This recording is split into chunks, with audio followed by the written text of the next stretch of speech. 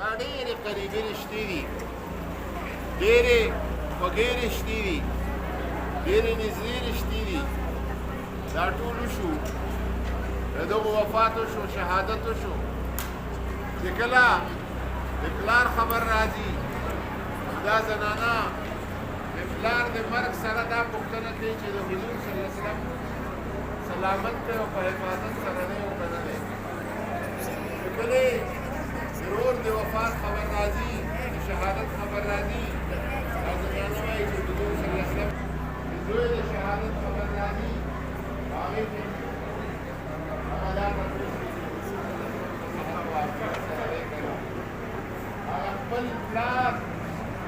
او ورور او زوی دا رشتې هغې ته رسټي دي او د حضور صلی الله علیه وسلم چې کومه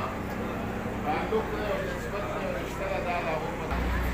حضور صلی الله علیه وسلم په نسبت او رشته باندې خپلې ټولې رشتې به رسته کوي او دا رشته به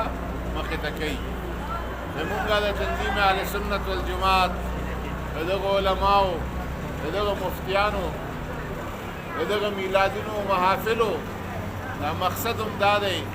چې هغه رشته او تعلق چې کومه د حضور صلی الله علیه وسلم سره ده، هغه رشته مونږ او تاسو تازه وساتو.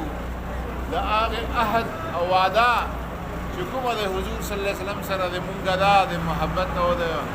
مینې او د عقیدت د هغې عهد او د وعدې یو ځل بیا تجدید وکړو او د حضور صلی الله علیه وسلم احترام، مینه، محبت، هغه احترام او هغه مینه چې صحابه کرامو ساتلې وه، تابعینو ساتلې وه، تبع تابعینو ساتلې وه او تر اوسه پورې دغه امت ساتلې وه، دا د خپل نوي نسل ته او د خپلو بچو ته ورورسوو. زه په دې الفاظو باندې خپلې خبرې خلاصوم او هغه ټولو خلکو چې په دغه محفل کې خپل کوشش کړی دی، صحیح کړې ده، هغوی شکریه ادا کوم. یو دعا وکړئ چې خدای پاک زموږ او ستاسو دا محفل او مجلس په خپل دربار کې قبول او منظور وګرځوي او د حضور صلی الله علیه وسلم سره دا کوم د مونږه مینې او د محبت اظهار دی.